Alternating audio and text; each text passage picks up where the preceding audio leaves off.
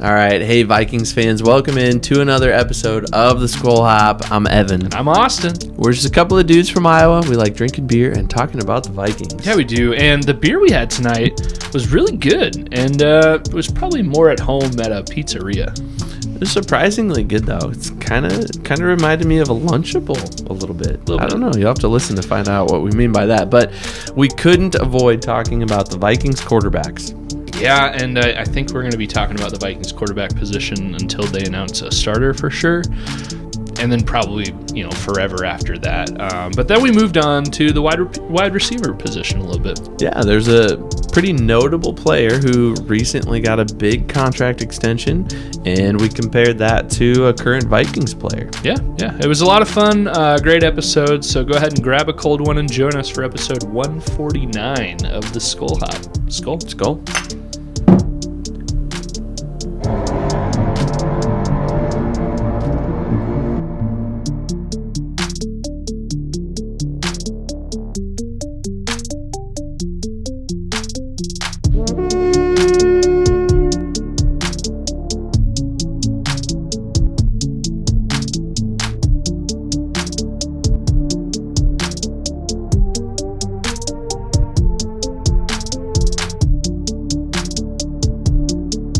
All right, we're going to start with some fan mail. We got some fan mail here. Yeah. No way. It wasn't delivered via the mail, but I had some friends, a friend, longtime friend, college friend, high school friend. Friend of the show.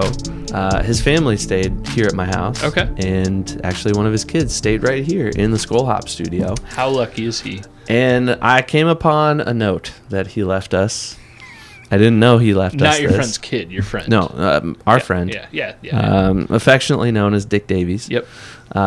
He left us this note, so I figured I'd read it on the air. Maybe he's listening. I don't know. He better be. We're going to tell him. Here's what it says. Dick Davies was here. So he's just announcing his presence, which he was. I can verify that. He goes on to say, "Gentlemen, remember not to waste any beer. We never waste beer. Never." That's how he would say it. I learned that. That was quieter than how he would normally say it. He would scream it. But I learned that valuable lesson from Dick Davies a long time ago. Finally, he says, if the Vikings win the Super Bowl, you can both slap me in the face. So we've got a slap bet. We've got a slap bet with the one and only Dick Davies. Did he say this year? I just think it was open-ended. It just says, if the Vikings win a Super Bowl. We've got it in ink here. It's in red ink on that piece of paper. We're going to hold you to that, Dick Davies. So if you're listening, if the Vikings win the Super Bowl 50 years from now and we're like 85, we're gonna slap you in the face. Yeah, I will. At the same time, should we practice? Or is this going to be one of those, like, How I Met Your Mother, like we just hold it over him? We're going to go to Slap Mountain and we're going to learn how to slap from White Flower and... I don't remember any of the other names. Yeah, I don't remember them either. Yeah. Oh, this is to slap Barney Stinson? Yeah, I'll teach you. Yeah. I'll totally teach you. All right. Anyways. Well, that was fun. Thank you, Dick Davies. We will hold you to that. You brought some beer today. Yeah. Tell us about it. So this one is from one of our favorites, Adventurous Brewing, in our hometown here. And this one is called Adventuroso. It's a 5.4% beer. This is a lager. And what got me was that they call it a pizza-inspired lager. They just say Adventuroso is a bold Italian-style pizza lager brewed with a nod to the classic flavors of a wood-fired pizzeria. Crisp and refreshing. So I don't know what this is going to taste like. It's a lager, so I would think kind of light flavor. But, I mean, I have no idea how this is going to taste. I like pizza. Evan, do you like pizza? I love pizza. Yeah, we're red-blooded Americans. Probably one of my favorite things to eat. I'm smelling it. Yeah. And you get like the oregano type vibe a little bit from the smell. It's not bad. Yeah. I mean, I could see that in a beer. It's different, but I'm intrigued. That's the only reason I got this, is it sounded interesting. Well, I don't know that it can be any worse than the pickle beer. Which, by the way, I have one more tall boy of the pickle beer in my garage fridge. It may end up on the purple punishments. I think we can just confidently say that's one of the purple punishments. Evan, I'm not impressed by your pour there. Well, is that the whole can that you just poured in? Yeah, but I pour like a sensible human being most of the time. No, you've come around. I had, but there was a time where we were drinking like stouts and porters, and it was just like, you know. Well, I mean, you gotta. This is a lager. You don't want it to be all true foamy like that. All right, so let's dive in. Skol. Skol.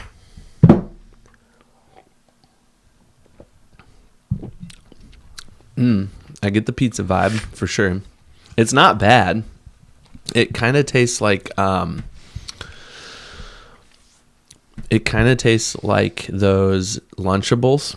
You know, the pizza Lunchables that you used to get as a kid. It tastes like that kind of. But like the sauce, it's like a specific. But it's not bad. Nothing's gross about this. It's actually really good. It's like you just unlocked something. It's just that Lunchable pizza sauce beer is what this is. So it's kind of like a little bit of tomato vibe to it, which, again, isn't bad.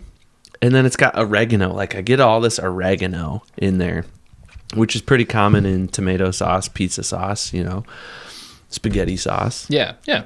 Yeah, it's like the Lunchables pizza sauce. It's like they could literally call this Lunchables pizza sauce beer, and that's what it would be. If you can imagine that, like a carbonated lager version of that Lunchables pizza sauce.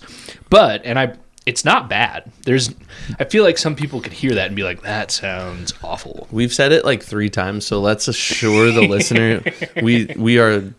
This is legitimately our first tasting. Yeah. Every time we try a beer, it's almost for the most unless part. We've had the beer before. It's our first time trying it live with you. Like, we didn't preview it before, and I don't think we're lying about this. It is a good beer, and it's unique. It doesn't taste like other beers. No. It's not an IPA. It's interesting. It's not a Blue Moon with like some citrus in it. It's a pizza beer, but it's good. I like it. It really is a pizza beer. Like, I kind of want, friend of the show, Forrest, to try this. Oh, yeah. I just want his opinions on this. He's like my North Star on beer opinions. So he's a little beer snobby, though. He might poo-poo it, I feel like. No. I think he would accept the title of beer snob, but not in the way that, like, it has to be.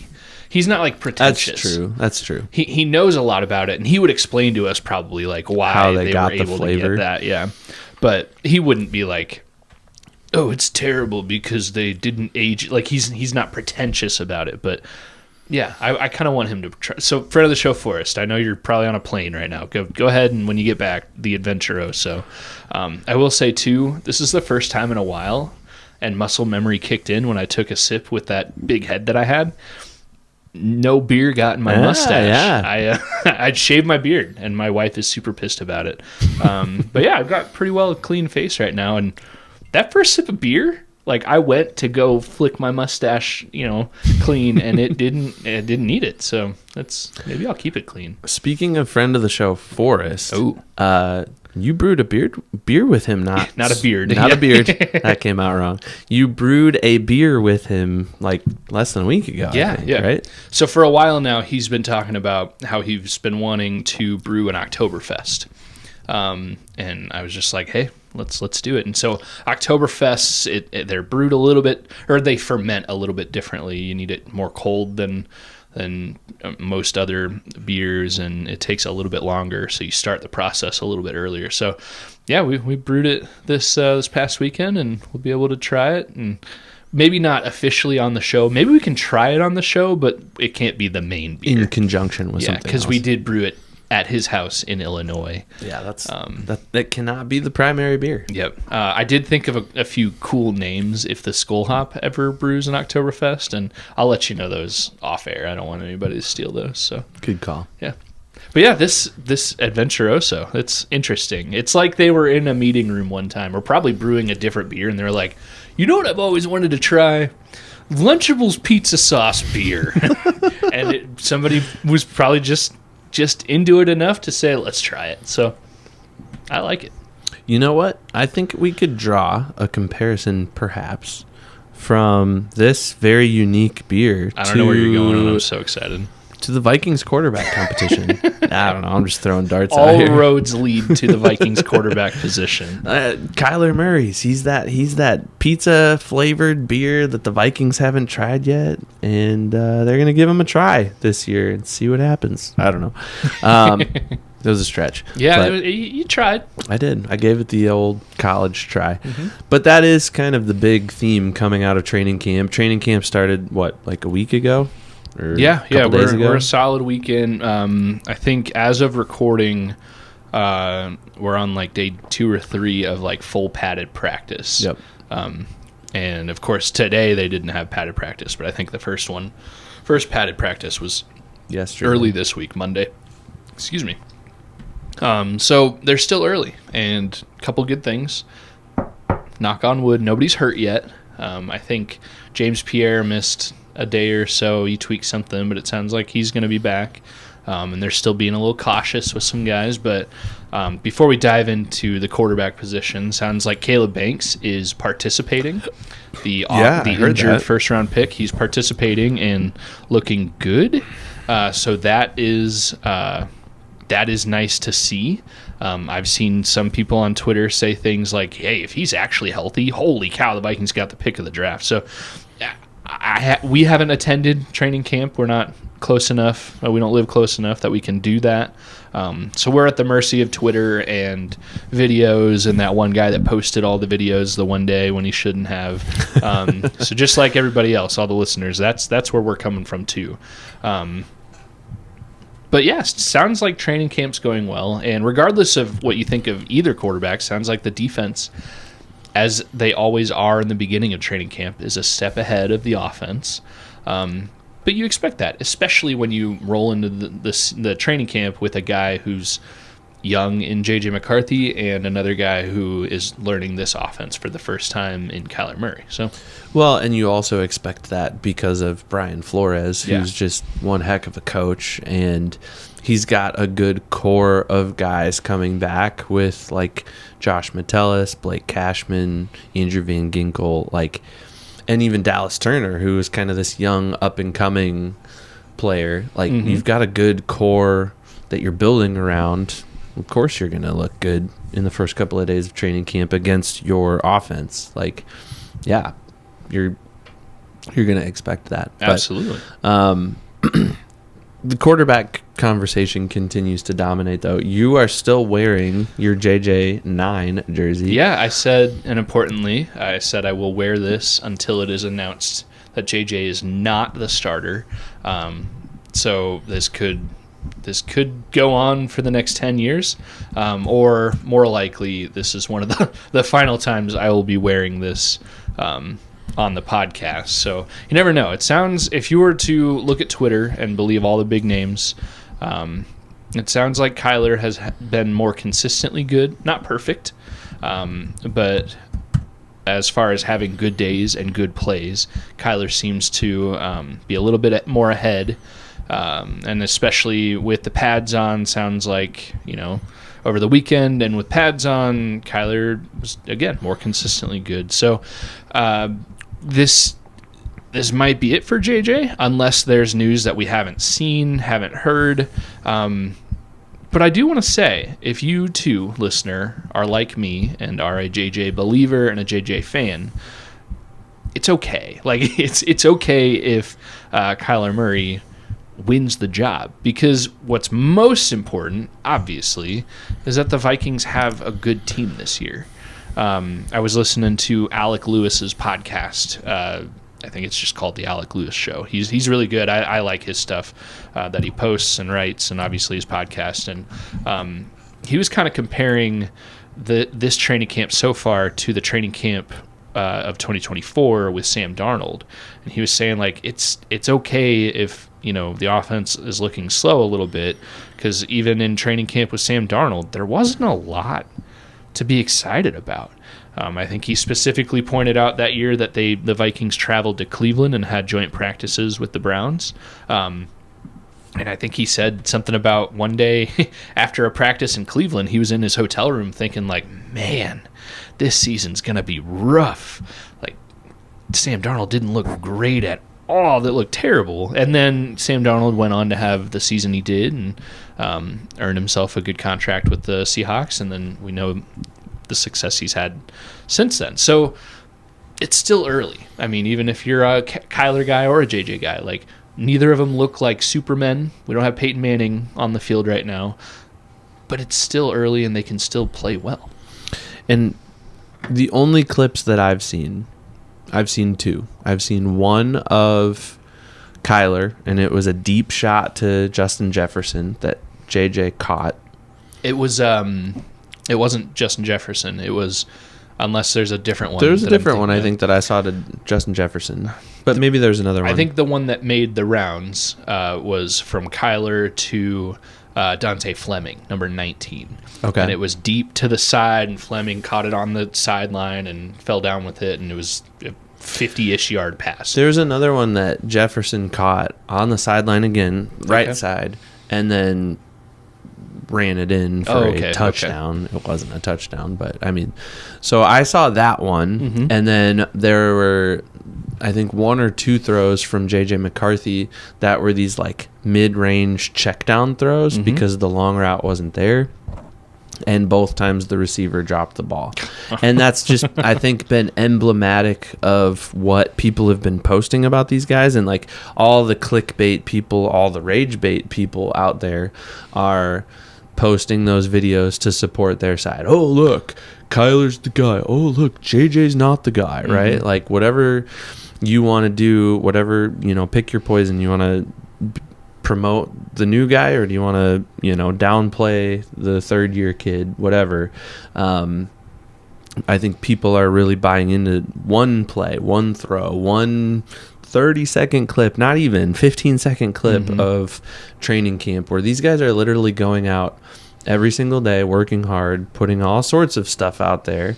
And as we know, because Dust Vikings can't film stuff anymore, they don't want you posting all of this stuff all over the internet, probably for this exact reason, so that it doesn't create all this noise and this fodder and this excess that nobody really wants. Exactly. Like, you think about it, like in our context, our jobs, like, if people only focused on one 15-second spot where we either did something super amazing or we did something super, super dumb, and that's all they focused on, like, it wouldn't be an accurate representation of what we do.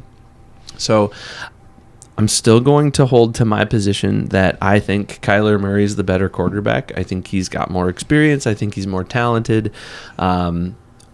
I'm not going to allow one good throw to Justin Jefferson, or who did you say the other one was Dante Fleming. Fleming. I'm not going to let one good throw to one or two guys completely sway me. I've already kind of planted myself on that side of the equation. But training camp is still young, and there's still a lot to be determined, and I think this would be a good chance for us to transition to KOC's interview. Yeah. Was that yesterday or today? I think I watched it yesterday. So that would have been, what's today's date? I think KOC had an interview, I believe, on August 3rd with Dan Barrero of KFAN. Maybe we can link we can put a link. The interview in the show notes here. But it was a solid interview, and it was a lot of long-winded answers from KOC that didn't give a whole lot of context, but I feel like for the first time, it was one of the interviews that KOC did. When he did give context, it was solid. It wasn't just, well, we like the guy and we'll see how it goes and move on. It was like a little bit of detail. And there's even a couple of times in the interview he was like, well, now I'm getting too into X's and O's here. But there was one specific question that I thought was kind of bold for Dan Barrero to ask. And he basically said, like, oh, hey, Chris Carter recently had a quote somewhere on a podcast that basically said, like, KOC was the driving force in selecting JJ McCarthy specifically, and then everybody else just had to live with it. And And of course, KOC, his response didn't say like, oh, yeah, Kwesi was the only guy that wanted JJ. Like, he didn't say anything about that. He actually said like, well, I can't really speak to Chris Carter's sources. But he did kind of say a lot in what he said and what he didn't say. I came away from that question thinking like, oh, well, maybe KOC wasn't the one jumping for joy for JJ McCarthy, but he was excited about it. He did mention it's a draft and you're going to get who you can get, and maybe you like a guy. He didn't say this specifically, but maybe you like a guy that gets drafted higher and you take who you can and you work with that. But then he put the focus less on the player they took and JJ McCarthy being good or bad, and he shifted that focus to you still got to develop a quarterback. You could draft Peyton Manning number 1 overall, but you still have to develop him into Peyton Manning. Like, he's not going to be a Hall of Famer first practice. And he pointed out how, I forget exactly what he said, but he basically said, like, we've had 10 games with this guy, and 10 football games in 3 years is the exact quote that he said, which you pointed out isn't accurate because JJ's heading into his 3rd year right now. But yeah, KOC basically put the onus on development and how the best way to develop is being on the field. And he said they tried, the VR headsets and they tried all kinds of things, and it's nothing really replaces the idea of getting the reps on the field in games and in practice and in training programs and everything like that. And the unfortunate reality of JJ, whether you like him or not, is that he has not had the same amount of time to develop as Caleb Williams or Drake May or Bo Nix, who were all drafted in the same draft class. I think what's interesting, too, is the context with KOC, because he's notorious for saying, he's infamous for saying, quarterbacks don't fail organizations. Organizations fail quarterbacks. Yeah. And, I think somebody, and maybe they've already kind of flagged Kwesi as the scapegoat, but somebody's going to have to answer for the top 10 draft pick, because the Vikings have never taken a quarterback in the top 10 before JJ. And right, I don't even think Fran Tarkenton was a top 10. No, I think he wasn't even a first rounder, but that was when the draft was different back then. But still, like, the point remains, JJ was the highest drafted quarterback ever in Vikings history, and if he turns out to be what I think he will probably be, as a bust, somebody's gonna have to answer for that. And maybe they moved on from Kwesi too soon, but like, I won't agree with you on that, but I know what you're saying. Let me rephrase that. Maybe they moved on from Kwesi too soon for KOC's sake. Oh, because JJ's still with the team, and JJ could still play, and KOC could still make the head coach's decision to put JJ in the game at any point during the season, regardless of anything else that's going on. Kyler's healthy or not, Kyler's playing well or not. Like, at any point, KOC could just say, get out there, 9, and see what happens, And, maybe that's not the best for KOC, for his longevity with the Vikings. I guess that's the point I'm trying to make. Like, maybe I'm not saying they should have held on to Kwesi. That's not what I'm trying to say. But I think I am trying to say, like, I want them to hang on to KOC because I think he's a good coach. Yeah. And I don't want... what I don't want as a fan is I don't want this whole situation with JJ McCarthy to cloud KOC's judgment when it comes down to making the best decision for the team. And he even said that in that interview. He said, what it comes down to is what's best for this team and what puts us in the best position to be competitive. And he's absolutely right. We know this about KOC. He's really good at saying all the right things, and he's pretty good at interviews. Like, he's good at sounding at interviews, but he also doesn't give a whole bunch of information. Well, yeah, but I think that makes him good at interviews because he's very strategic and he's very scripted and he's very careful with what he says, But what I don't want him to do is I don't want him to get caught up in all of this and think to himself, well, if I don't do anything with JJ McCarthy, then he and I are both going down together. Because I don't think that's the reality, but I think that's maybe the stigma. That's maybe the like that underlying like thorn to this whole thing is like, well, if JJ McCarthy doesn't work out, well, Kwesi's gone, so it's no longer his fault, it's KOC's fault because he's still with the organization. Like there's that recency bias kind of thing that could factor in. I don't know, maybe I'm reading into that a little too much. I mean, I could see that thought process, but I'll kind of twist it a little bit and kind of think of it in a different way. I think the punishment has already been made for... It's already been atoned for. The sin has been... Let's just say it's already, agreed upon, which it's not, but let's just say JJ McCarthy already a bust and will never be great in the NFL. The punishment... As you wear his jersey. I'm not saying that's the case. I'm just saying let's pretend that's the case right now. Someone's already been fired for that. Like the punishment has already been doled out for that. I think Kevin O'Connell... He's kind of free rolling this year, no matter what. I don't think the quarterback will get Kevin O'Connell fired this year. If Kevin O'Connell is fired after this year, it will be because of something else.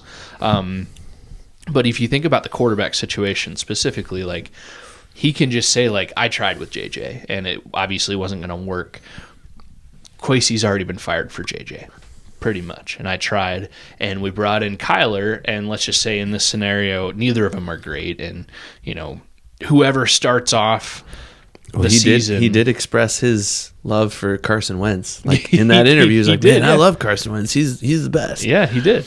But let's just say like they announced Kyler as a starter, and he goes out and he looks... not great, and then eventually they're like, you know what, we're making the switch, JJ, get in there, and then JJ comes out and he doesn't look great. I don't think that's why I say I don't think that quarterback situation is what will get Kevin O'Connell fired, because he could say like, I tried with both of these guys, we got to run it, reset, and then he gets another chance. I think Kevin O'Connell, if these guys don't work out, gets another shot with a first-round pick at quarterback, because then it'll be Nolan Teasley and Kevin O'Connell. And then if that guy doesn't work and the next guy doesn't work out, then it's a little different story. And then we turn into the Bears where it's exactly. Like new GM, new coach, new quarterback, new GM, new coach, new quarterback. Yeah. But all I'm saying is, like, as far as JJ McCarthy is concerned, Kevin O'Connell is kind of free-rolling because he can... The only way he can go wrong is if he throws JJ in there and it's like, all right, he's our starter week 1, and then he just keeps looking bad and looking terrible, and then Kevin O'Connell never makes a switch or never changes anything, or just rides the ship with a terrible looking JJ. That's the only way that I think Kevin O'Connell would look bad and then get fired for it, because no matter who starts off, Kyler probably or JJ, if they start looking bad, switch it out. Like that could happen. But we did see, and I'm just playing devil's advocate because you did for me. We did see this last season. Kevin O'Connell kind of got a little shifty when it came to, well, why isn't JJ playing? And it was kind of this like high ankle sprain that seemed to last a really long time. Yeah, I'm sorry. Could be, but we just saw all these excuses kind of pop up too of like, oh well, he's injured bad, and it's gonna take a while, and that's why Carson's gonna play, and then it was JJ came back for a couple weeks and was like, oh yeah, he's injured again, so we're gonna start Max, and then Max was worse. And then, I mean, he even let JJ take himself out of the game. And I don't know what the conversations were like after that. Like, we were there. We were in the building when that whole thing happened. I think it was just a meaningless game. And maybe it was. But you're playing perhaps your most bitter rival at home. Doesn't matter if it's a meaningless game or not. Like, I don't know. If I'm his coach at that point, I tell the kid, like, you never pull yourself out of the game. Well, unless you talk to me first, and we're both in agreement that, yes, you're not in condition to play, then I will pull you out and we'll put somebody else in. But, like, you don't yank yourself out before talking to me. Like, that's like, I'm a coach, and that's kind of rule number one for me with the kids that I coach. Communicate with me, talk to me, tell me what's going on. If you're hurting, like I just had this conversation with a kid the other day. She was complaining in track season back in the spring about a knee injury, and it was the end of the season, so she was like, well, I think I can push through. And I'm like, okay. So she did. She made it to the end of the season, and then we kind of kept her out at the beginning of the summer, and then midsummer we kind of got her back up and running again. And I talked to her yesterday and I said, how's the knee feeling? And she said, well, it's feeling okay. Like, I haven't really noticed anything, but like I do notice it's not when I'm running, but it's when I'm like going up the stairs. And I'm like, okay. I said, well, here's the deal. If it starts to bother you at all while you're running, I need you to tell me right away. Like, even if it's the slightest little pain, because we want to get ahead of it and we want to prevent that. And we've got people like athletic trainers and such that can help you with that. And like, the goal is to keep you going. The goal is to keep you running. And, you know, I don't know. That's what you would hope would happen between an NFL head coach and perhaps their most important player, is this like really good communication between them of like, tell me the moment it starts to hurt so that we can, like, we've got, I mean, you're an NFL team, you've got access to some of the world's best doctors and trainers and all nutritionists, everything you can think of, you know, and the Vikings are consistently ranked really high in all those categories when it comes to the player surveys and stuff. So, you know, they've got good people working for them. So, well, and for all we know, too, they did have that conversation. It's none of our business, is what they would tell us. True. Like, they could have had a plan, like, all right, JJ, you're going to start this Packer game, but this is last year. But, you know, if you're not feeling it, you got to let me know. The picture that you took, because we were in the building and you took the picture, it made it seem like, from our perspective, like KOC was a little bit blindsided by that fact and was like, all right, Max, here we go. Yeah, I don't know. Here's the play. I don't know if we can say blindsided, because it could have been, even if they had that plan, like, all right, if you're not in it, tell me. And then once you tell me, I'm not arguing with you. Let's go. Here, Max Brosmer, he's out, you're in, let's go. And I trust me, I've been there as a coach too, or like I coach cross country, so it's like when I put you on the starting line, I expect that you're going to start the race, run the race, and finish the race. Plain and simple. And I've had conversations with kids at the starting line before where it's like, well, I don't know. And I'm like, all right, you're done. Yeah.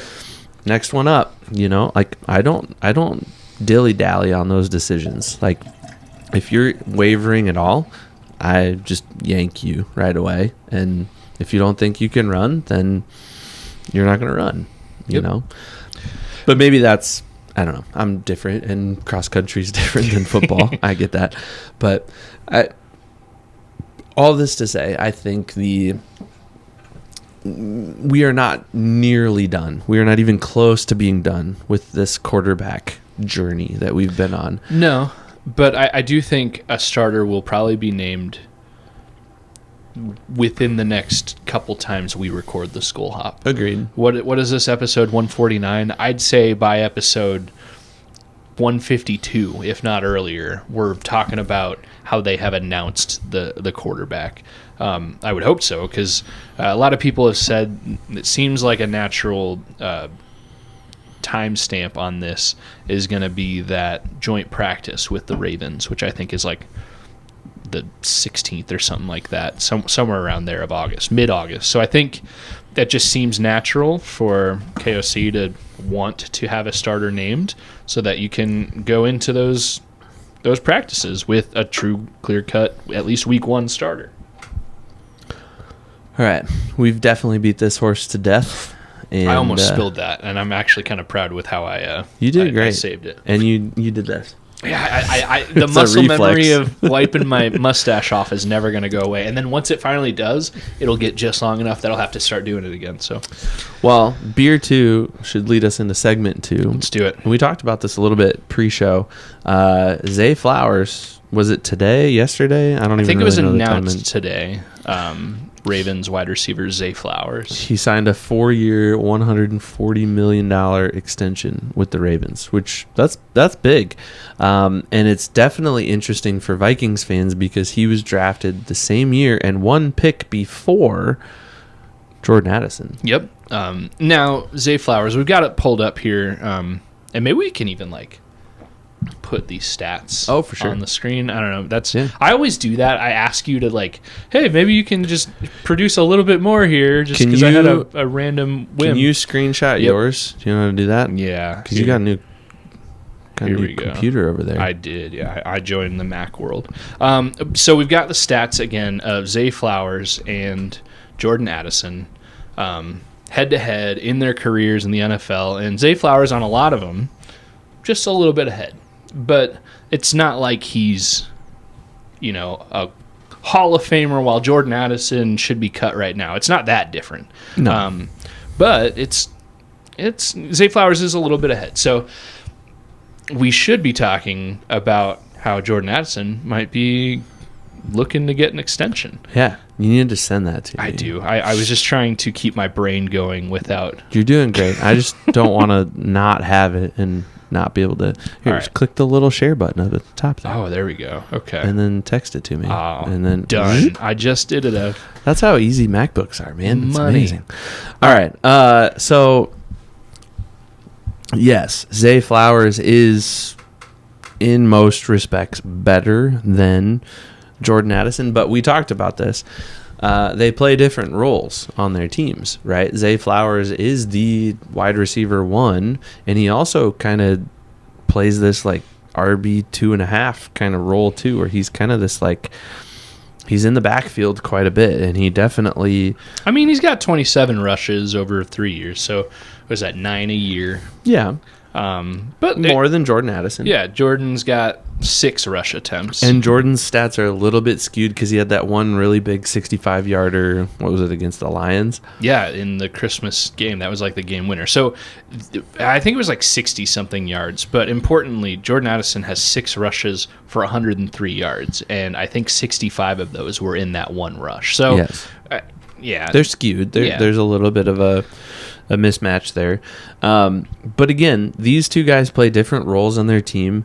Jordan Addison is squarely in the wide receiver 2 category, and he's not even in the running back conversation, really. He just gets thrown in there every once in a while. I wouldn't even consider him RB4. He's RB5, 6, 7. I don't know. He's down the depth chart that way quite a ways, whereas Zay Flowers is a talented enough back. He's not 1 or 2, but he's probably in that 3-4 conversation. If things really got bad and they needed... on a gadget play, sure. I think you're putting a little weight on this with... But I mean... 30 rushes in 3 seasons. It's not nothing, but it's also not anything defenses would be all right, we need a game plan for Zay Flowers rushing. Is there a 4th stringer that's getting more attempts than Zay Flowers? Yeah, very true. He's an athlete. That's what I'm trying to say, is he's athletic enough that he can carry the ball out of the backfield and generate enough speed and get away from enough guys that he can generate yardage, which is what you want. All of this to say, we're wasting time squabbling about whether or not he's a true running back. I think the point here is Zay Flowers is a good athlete, and he's a good wide receiver. He's marginally better than Jordan Addison, I think. He's definitely nowhere close to Justin Jefferson. In fact, we pulled up a 3-way comparison, and maybe that's not even a fair comparison. I can flash that really quickly, just to show it's not a fair comparison for either of the other 2 guys except for Justin Jefferson because he dominates in all categories except for the rushing. He's on categories. A Hall of Fame track. But yeah, he's older than these guys by 3 or 4 years. Like, he's been in the league a little longer, so he's had a little bit more time to pad his resume. But even then, I think if he were drafted at the same time as these guys, he would be still 2 or 3 steps ahead of these other two. So, but most importantly is Zay Flowers doesn't have a Justin Jefferson ahead of him on the depth chart like Jordan Addison does. Also, Zay Flowers hasn't missed 3 games due to a suspension for, being drunk at the wheel. So there's a couple of things. But I will say Jordan Addison and Zay Flowers, as far as wide receivers go, they're really close, and probably close enough that Jordan Addison's camp is probably looking at this contract that Zay Flowers just signed, 4 years, $140 million extension on top of what's still left on his rookie deal. And Jordan Addison's camp is probably thinking all right, that's the neighborhood Jordan should be in. So whether it's a little bit more, a little bit less. And I don't think the Vikings should pay that for a wide receiver too. I think of the Bengals, who have 2 of the best wide receivers in the league on their team, and they've paid them both in Jamar Chase and is it T. Higgins? Yeah. Both of those guys are $100 million plus receivers. And Jordan Addison is probably in the territory. He probably arguably deserves a contract like what Zay Flowers got. But again, I don't think the Vikings should pay it because they're already paying Justin Jefferson. And Zay Flowers' contract he just signed, same years and same dollar amount that Justin Jefferson signed a couple years ago. So just that alone, Zay Flowers, Jamar Chase, there's been a handful of wide receivers that have signed new deals since Justin Jefferson signed his 2 seasons ago that are more than Jefferson's. And Jefferson's looking and like, I'm better than that guy. I'm better than that guy. I'm better than that guy. I'm surprised we haven't seen it publicly already that he has said, I need more money on this extension. That's going to happen. And if that's going to happen, you can't pay Jordan Addison as well. As good as he is, which I think he is pretty good, I just think the Vikings, they've got him locked up contract-wise for 2026 and his 5th-year option of 2027. Now, players could always hold out, and you never know when that could happen.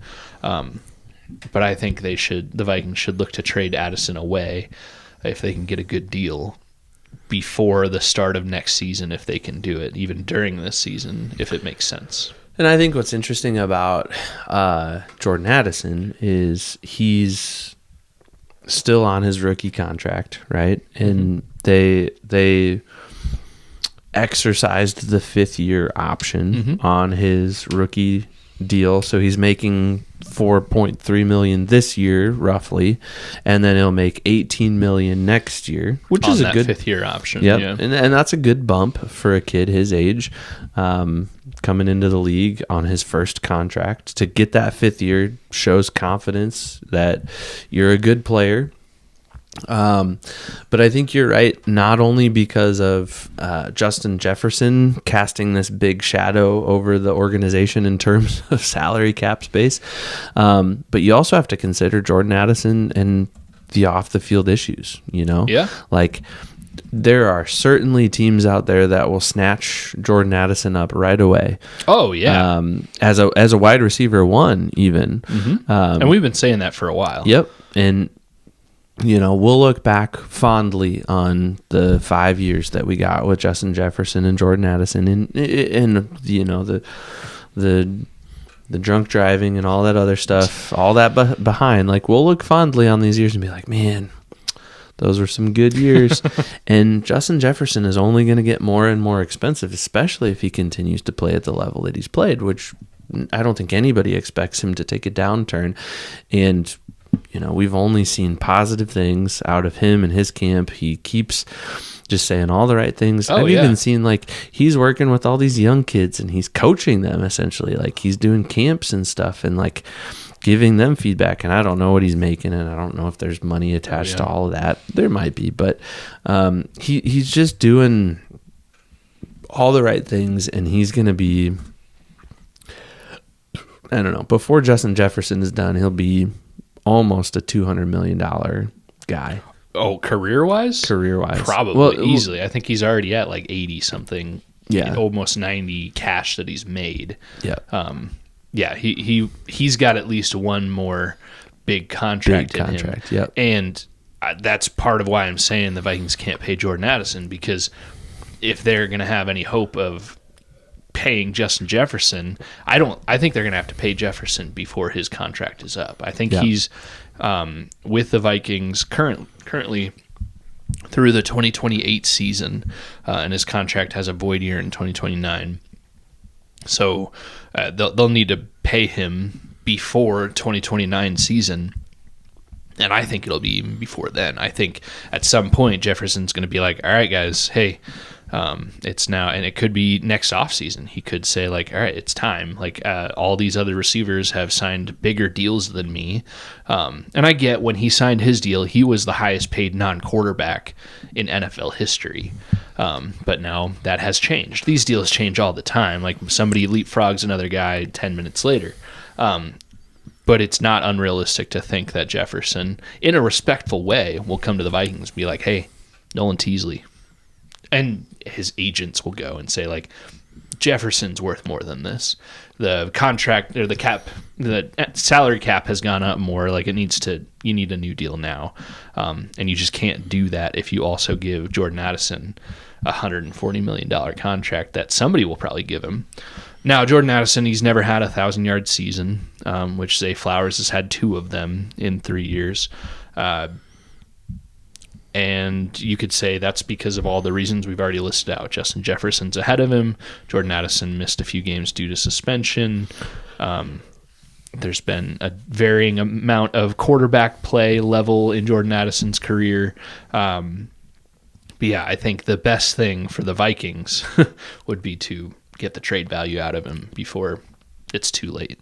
Because, like I said, his 5th-year option is 2027. I think Jordan Addison would hold out. He's not going to, especially if he has a decent year in 2026 with the Vikings. I don't think he's going to sit there and be like, all right, I'm going to play, even though my value's here, probably $30 million a year, I'm going to play on the cheap because that's what the contract said. And there's really no other option to, like, it's not like you can move on from Justin Jefferson and just be okay with Jordan Addison as your wide receiver one. No. Like, Jordan Addison will still demand a high dollar, and you'll get quite a bit probably in trade value from Justin Jefferson if you move on from him.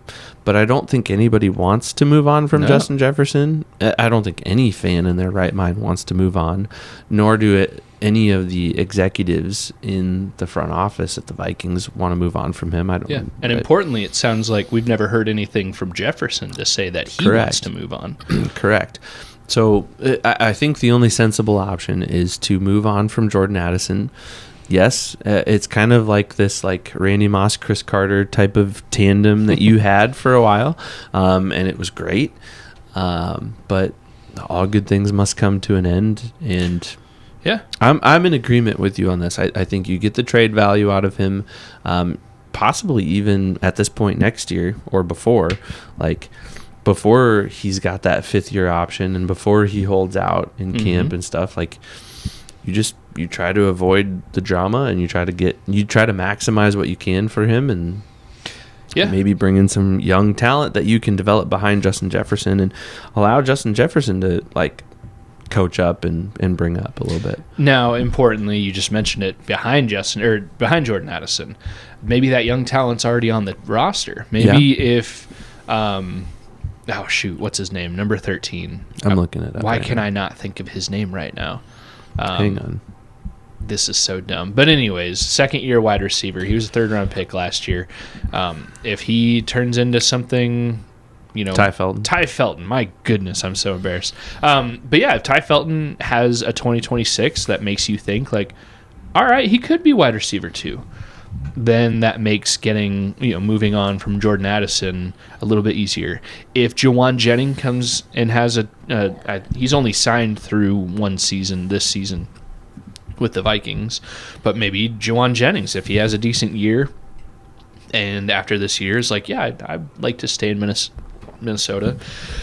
he's not going to get $30 million a year. He'll be cheaper than that. So maybe he's a 6-year guy, and he's only a few years older than Jordan Addison. So if we have a year where Juwan Jennings and Ty Felton both look ready to hold up the spot that Jordan Addison would leave, then that makes it a little bit easier to say, all right, thank you, Jordan Addison. We're just not going to pay you anymore. So go enjoy success elsewhere.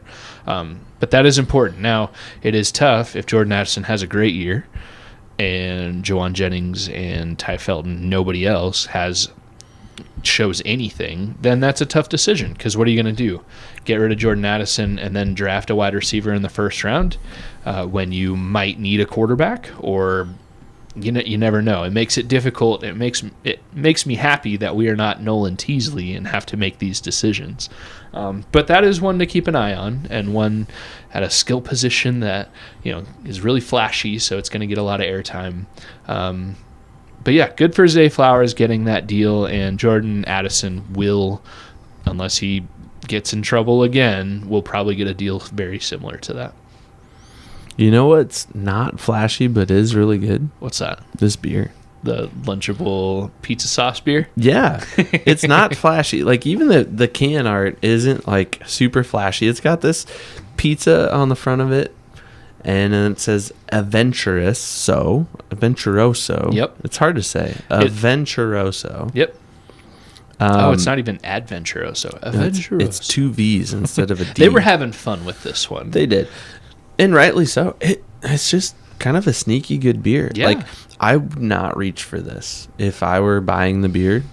And actually, you texted me as I was driving home from work. Yeah. And you were like, I think it's my turn for the beer tonight. And then I was like, all right. Oh, you were going to get the beer? I was kind of headed that way, and I wasn't really that far, but I was like, well, if you're getting the beer, I'll spin around and go home. There you go. And you made a good choice, number one. And number two, like I said, I would not have reached for this probably ever in my life.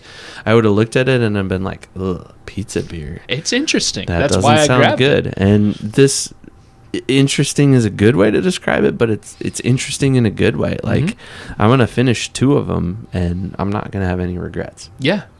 I don't know if this is one that I'll reach for time and again. I would have it again. Absolutely. Yeah, it's sure. Good. There's nothing bad about it. It's a unique flavor, and they hit the flavor they said they were going to on Yes, they did.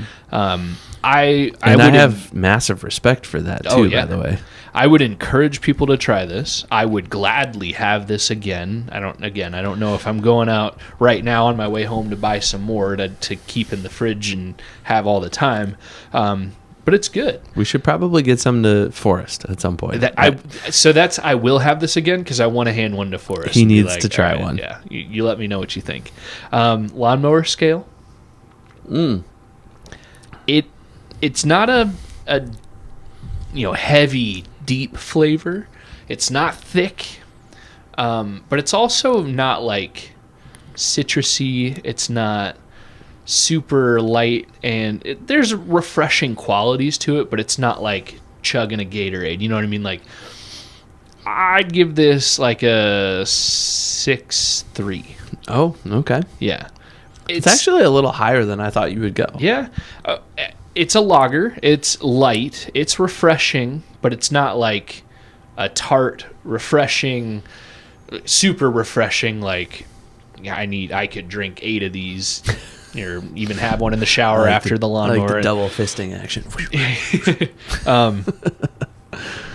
It's an option there, but it's also, the flavor is such, I'm not going to want to open the Lunchables pizza sauce packet and, down that right after the lawnmower. So I probably wouldn't want to do this right after the lawnmower. Didn't we start a shower beer scale? Oh, I don't know about that. I feel like we did. I feel like A few episodes back, we started a shower beer scale because I talked to you about having a shower beer one time. Yeah, we've definitely talked about that. Shower beers are one of the better beers to have. For sure. I don't know where I would put this on a shower beer scale. I would put it a little higher than a 6.3. You think so? I think it's at least a solid 7. Evan, on-air production meeting? Yeah. I've got my lawnmower scale. I think from now on, you just do the shower beer scale. This is a solid 7. Okay. All right. Well, Adventurous, thank you for making the pizza beer. This is surprisingly good. It was surprisingly good. I didn't get this as a joke, thinking like, "Whoa, this is gonna be terrible." But I'm surprised at how much I like it. I've definitely gotten beers before for the podcast that I'm like, oh, this is going to be terrible. And they haven't been. Like the Crunchberry Sour from Lionbridge Brewery. Yeah, that's a good beer. That's a super good beer. It's just a good beer. I thought, oh, this is going to be terrible. And then we drank it, and it was amazing. I'm trying to think of the last time I had it. Because I've had it away from the podcast, too. We had it there. Well, you had it there. I got something else. Brew Hop 1.0, I think we went there. Yeah. We also, I think we failed a little bit this year. We didn't do a 3.0. There's still time. There's still time. We're running out of time. There's still time. We can do a local brew tour. You know, that might be the play. All right, Ev. I think we've beat the quarterback talker to death. I think we danced around the Jordan Addison talker quite enough, and we've had ourselves a couple slices of delicious pizza beer. Where can people find us?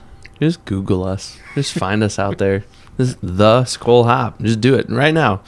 Austin's doing it. I'm doing it just to see on his new computer, his new MacBook. Oh yeah, and maybe that's my browser just did it, but I just typed in the Skol Hop and it just went to our website, which needs to be updated. It does, but type in the Skol Hop in your browser or your search engine or whatever, and you'll find us. We're probably like 100 or so episodes behind on updating the most recent portal. Episode on our website is 68, so we're getting there. Well, maybe we need like a college intern to be like, hey, if you want something to be proud of, just take our website and clean it up, and then you can turn it in as a project, and then we just get to keep it. There you go. That's fine. Or we just bail on that part of the website altogether, and we're just like, just go to YouTube or Spotify, because that's where you go for podcasts anyways. We're pretty much everywhere. Like, as long as podcasts are out there, we're probably there. We'll confirm that at some point. I don't think we are. Lazy. I think we were, but then something happened. We'll probably about episode 68. I think it's about when we stopped putting it everywhere. Well, if you stopped listening to us and you're just now tuning back in, we appreciate you. And let us know where you're listening from. Not just like your physical location, but also the platform you're on. That'd be nice to know. Mm-hmm. Just give us a little recon on how we can continue to reach our audience. Yeah. Like and subscribe while you're there and leave a review. That'd be great. Also, if you want merch, we do have tpublic.com/theskullhop. You can find some merch there. We got a couple designs, and I feel like we should put up some more designs this summer or this season. As long as they don't get taken down. Yeah. We just can't use the Vikings official logos. we didn't. I don't think. We did. All right. Sorry, Vikings. Well, I feel like they're used to it by now. Like, I don't know. They didn't seem to like it too much. People mooch off of them all the time. Yeah. All right. Just like who was it? Marcus Davenport mooched off the team a couple of years ago. He got a cool 13 million. He just laid on the Davenport and collected $13 million. All right. Well, since you said Davenport, I think it's time for us to sign off. Evan, this was a great episode. Surprisingly good beer. Best episode yet? You might say. Skol. Skol.